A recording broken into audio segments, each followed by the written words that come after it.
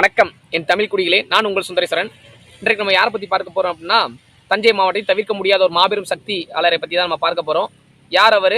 அவர் அந்த தமிழ் இனத்திற்காக என்ன செஞ்சிருக்காரு, இந்திய மக்களுக்காக என்ன பண்ணியிருக்காப்ப, நம் தமிழகத்தில் தாழ்த்தப்பட்ட சமுதாயம் என கூறக்கூடிய சமுதாயத்திற்காக எவ்வளவு போராட்டங்களில் வழிநடத்தியிருக்காரு, அவங்களுக்காக செய்த தியாகங்கள் எல்லாத்தையும் பற்றி தான் நம்ம இதில் காண போகிறோம்.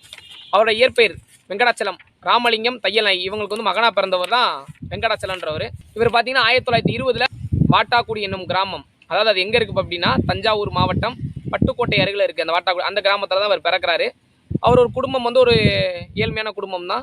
படிப்பை வந்து பாதியிலே நிப்பாட்டிட்டு அங்கே கூலி தொழிலுக்கு போகிறாப்புல. கூலி தொழில் போன மட்டும் இல்லாமல் அப்பா அம்மா வந்து வெளிநாட்டுக்கு இவரை வந்து அனுப்புகிறாங்க வேலைக்காக. அப்போ இவர் என்ன செய்யறாரு, 13 வயசுலேயே பார்த்தீங்கன்னா மலேசியாவுக்கு போகிறாரு. அதாவது இன்றைக்கு வந்து சிங்கப்பூர், அன்றைய மலேசியா, இது ரெண்டும் இப்போ ஒருங்கிணைந்த ஒரு நாடு தான். இன்றைக்கு வந்து வெவ்வேறாக இருக்குது.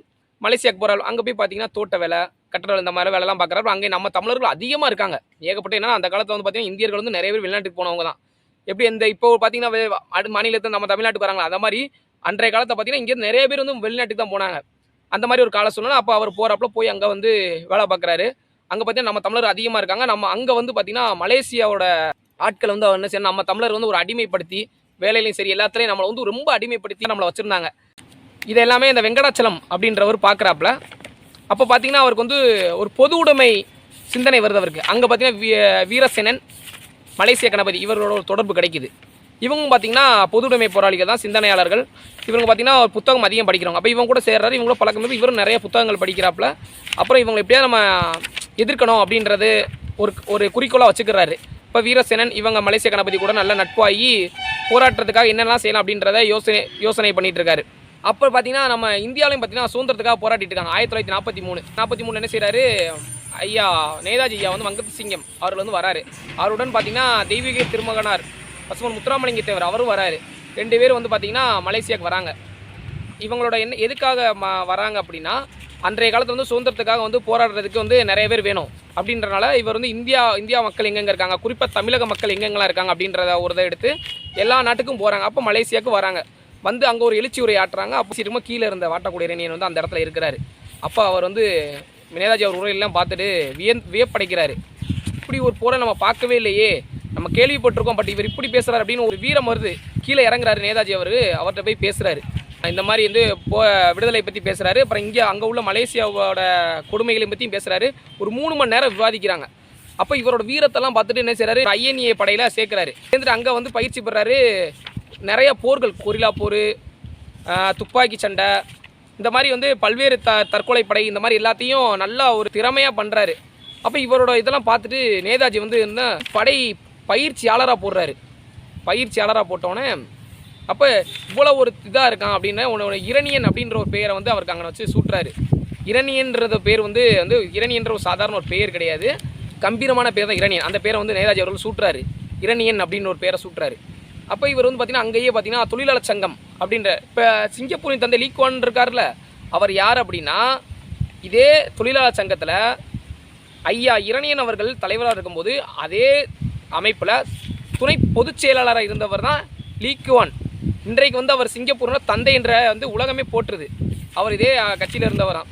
அப்போது பார்த்தீங்கன்னா அப்போ அங்கே வந்து மலேசியாவில் பார்த்தீங்கன்னா நம்ம தமிழருக்காகவும் அங்கே உள்ள மக்கள்கள், நம்ம மலேசியா மக்களும் ரொம்ப கஷ்டப்பட்ட மக்கள் அங்கே இருக்காங்க, அவங்களுக்காகவும் சேர்த்து தான் போராடுறாங்க இவங்களாம். அப்போ வந்து இவங்க என்ன செய்கிறாங்க, ஒரு நாள் தொழிலாளர் சங்கத்தில் வந்து பார்த்திங்கன்னா ஒரு 5000 பேருக்கு மேலே இருக்கிறாங்க. அப்போ இவங்க கூட்டம் போடும்போதெல்லாம் வந்து அங்கே உள்ள மலேசியாவோட அரசாங்கம் என்ன செய்து இவங்களை வந்து ஏதாவது தடுக்க உள்ளே வந்து சண்டை போடுறது வைக்கிறது மாதிரி பண்ணுது. ஒரு கட்டத்தில் என்னென்னா உள்ளே ஒரு 5 பேரை வந்து விட்றாங்க மலேசியா அரசாங்கம் வந்து அங்கே உள்ளவங்களை கொல்றதுக்காக. இதை அறிஞ்ச வாட்டாக்குடி இறையன் என்ன செய்கிறாரு, அந்த 5 பேரையும் உள்ளே இறங்கி வாளால் வெட்டுறாரு. இதை கேட்ட அரசாங்கம் வந்து துடிச்சு போகுது. அங்கே மலேசிய அரசாங்கம் யார் நம்ம ஆளை கொண்டது அப்படின்ற யாருக்குமே தெரியல. அப்போ ஒரு கட்டத்துக்கு மேலே தொழிலாளர் சங்கத்தை முடக்குறாங்க. முடக்கணுன்னு லீ குவான்லாம் வந்து சிறைப்படுத்தப்படுறாரு, சிறையில் அடைக்கிறாங்க. 1948 வந்து பார்த்திங்கன்னா அந்த பொது உடைமை அந்த அமைப்புகள் எல்லாமே பார்த்திங்கன்னா தடை செய்கிறாங்க மலேசியா. அப்போ இவர் என்ன பண்ணுறாரு, அங்கே இருந்து இந்தியாவுக்கு வராரு. அப்போ இந்தியா வந்து சுதந்திரம் பெற்றிருந்தது. 1940 சுதந்திரம் பெற்றிருக்கு. அப்போ ஒரு பெருமிச்சு விடுறாரு, நல்ல வேலை நம்ம இந்தியா வந்து சுதந்திரம் பெற்றுச்சு அப்படின்னு ஒரு சந்தோஷத்தில் வராரு. அப்போ உள்ளே வந்தாலே பார்த்தா சுதந்திரம் பெற்றது மக்கள் இல்லை, ஒரு பண்ணையாரும் அங்கே ஒரு ஆதிக்க ஜமீன்தார்களும், இவங்க தான் வந்து சுதந்திரம் பெற்றிருக்காங்க. இதை பார்த்தோன்னா மறுபடியும் இவருக்கு வந்து ஒரு கோபம் வருது. நம்ம போராட வேண்டிய இடம் அங்கே இல்லை, இங்கே தான் அப்படின்னு ஒரு குறிக்கோள் எடுத்து இங்கே போராட ஆரம்பிக்கும். அப்போது வயது அவர் பார்த்தீங்கன்னா 28 வயது. இப்போ விவசாய சங்கம் அப்படின்னு ஒரு சங்கத்தை ஆரம்பிக்கிறாரு. அந்த சங்கத்து மூலயமா அந்த தாழ்த்தப்பட்ட சமுதாயங்கள் அவங்களை வந்து அன்றைய காலத்தில் தலித்துன்னு தான் கூறுவாங்க. அப்போ வந்து தலித்துகளுக்கு வந்து பார்த்திங்கன்னா சாணிப்பாலும் சவுக்கடியும் தொடர்ச்சியாக கொடுக்கப்படும். இதெல்லாம் கண்டவர் இவருக்கு அந்த இடம்லாம் கோவம் வருது. அப்போ எல்லாம் அந்த விவசாய சங்கத்தை வச்சு போராடுறாரு. அப்போ வந்து பண்ணையாரெல்லாம் கூப்பிட்டு பேசுகிறாங்க, பண்ணைய ஜமீன்தார்லாம், ஏன்டா நீ ஏன் அங்கே போகிற, நீ நம்ம பைய வந்துரு அப்படின்னு அவங்களோட. ஏன்னா வந்து அந்த ஜமீன்தார் அவர்களும் பண்ணையாரவங்க அப்புறம் இரணியன் அவர்களும் ஒரே ஒரு கம்யூனிட்டி சேர்ந்தவங்க, சமுதாயத்தை சேர்ந்தவங்க. அதனால் வந்து கூப்பிட்றாங்க. அவர் மறுத்துட்டார். இல்லை, சுதந்திரம் பெற்றது வந்து இந்திய மக்களுக்காக தான், உங்களுக்காக தனிப்பட்ட ஒருத்தவங்களுக்கு கிடையாது அப்படின்னு அந்த இடத்துல அவங்ககிட்ட எதிர்த்து மறுபடியும் வெளியே வராரு. அங்கே உள்ளவங்க கூட சேர்ந்து நிறைய போராட்டங்கள் முன்னெடுக்கிற. இதை வந்து பொறுத்து கொள்ள முடியாத அவங்க என்ன செய்கிறாங்க, இரணியன் வந்து ரொம்ப இது பண்ணுறான், அவனை வந்து போலீஸ் மூலியமாக வந்து அவனை எதாவது பண்ணணும் அப்படின்னு சொல்லி காவல்துறையிட்ட போய் பேசுகிறாங்க. இந்த மாதிரி இரணியனை கைது செய்யணும் அப்படின்னு. அப்போ இரணியனை கைது செய்யணும்னு தெரிஞ்ச உடனே இரணியன் வந்து தப்பிச்சு ஒரு இடத்துக்கு போகிறாப்புல, வேற ஒரு காட்டில் வாழ்கிறாரு. அப்போ வந்து இரணியனை வர வைக்கணும் அப்படின்றக்காக எங்கே நம்ம மக்கள் வாட்டாக்குடியில் உள்ள மக்கள் எல்லாத்தையும் என்ன செய்கிறாங்க, சிறைப்படுத்துகிறாங்க. சில பேரை சிறைப்படுத்துகிறாங்க, சில பேருக்கு சாப்பாடு கொடுக்காம கொடுமைப்படுத்துகிறாங்க. இதை தெரிஞ்சுக்கிட்ட வாட்டாக்குடி இரணியன் என்ன செய்கிறாரு, அந்த ஜமீன்தார் பண்ணையார் அவங்களோட தோட்டத்தில் இருக்குது, வீட்டில் இருக்குது, அரண்மனையில் உள்ள எல்லாத்தையும் பொருளெல்லாம், உணவுப் பொருட்கள், உடைகள் எல்லாத்தையும் எடுத்துகிட்டு போய் அவங்ககிட்டே திரும்ப கொடுக்காரு. யார், மக்கள்கிட்ட. இதை பொறுத்துக்கொள்ள முடியாத ரொம்ப கோபம் கொள்கிறாங்க. இவனை வந்து இதுக்கு மேலே விடக்கூடாது, கொன்றுங்க அப்படின்னு காவல்துறையிட்ட இது பண்ணுறாங்க. அப்போ வேறு வழி இல்லாமல் காவல்துறை என்ன செய்யுது, ஏன்னா அன்றைய காலத்தில் வந்து அரசாங்கம் சொன்னால் காவல்துறை கேட்டு தான் ஆகணும். அன்றைக்கு மட்டும் இல்லை, இன்றைக்கும் தான். அது தனிது, அது நம்ம பற்றி பேச வேண்டாம். அப்போ காவல்துறை வந்து இவளை கூட்டுறதுக்காக போகுது. சாம்பானுடைய சிவராமன், ஆறுமுகம், சம்பந்தம், இரணியன் இவங்களாம் ஒரு நட்போட்டாரத்தில் உள்ளவங்க தான். பார்த்திங்கன்னா இவரை வந்து பிடிக்கணும் அப்படின்றதுக்காக என்ன செய்கிறாங்க, சிவராமன் அப்படின்றவங்களை காவல்துறை வந்து சுட்டு கொண்டுறாங்க. 1950 மே 3ஆம் தேதி அவரை கொண்டுறாங்க. இதை கேட்ட இரணியன் வந்து கொந்தளிச்சு போகிறாரு. நம்ம கூட இருந்தவன் நமக்காக உயிரை விட்டானே அப்படின்னு அங்கே வந்து திட்டம் போடுறாரு, இவங்களை என்ன பண்ணலான்னு. அப்போன்னு பார்த்தீங்கன்னா கூட இந்த சம்பந்தம் இருந்திருக்காருல்ல, அவர் வந்து சார் காவல்துறையிட்ட போட்டு கொடுக்குறாரு, இந்த மாதிரி இரணியன் இங்கே தான் இருக்காப்புல அப்படின்னு. அப்போ அவர் கூட வந்து ஆறுமுகம் இருக்கார். அப்போ சொன்னோடனே காவல்துறை நேராக வந்து வந்துடுறாங்க, காட்டுக்கு வந்தோடனே ஆறுமுகத்தை பார்த்து, நீ ஓடிடு, உன மேலே எந்த ஒரு வழக்கம் கிடையாது, உன்னை விட்டுடுறோம், எங்களுக்கு தேவை இரணியன் தான் அப்படின்றாங்க. அப்போ அவர் சொல்கிறாரு, வாட்டாக்குடி இரணியன் அவர்கள் மேலே ஒரு தூசி பட்டா கூட என்னை மீறி தான் படணும் அப்படின்றாரு. அப்போ காவல்துறை வந்து வேறு வழி இல்லாமல் ஆறுமுகத்தை வந்து சுட்டு கொண்டுறாங்க. அப்போ இரணியனை அழைச்சிட்டு போகிறாங்க காரில்.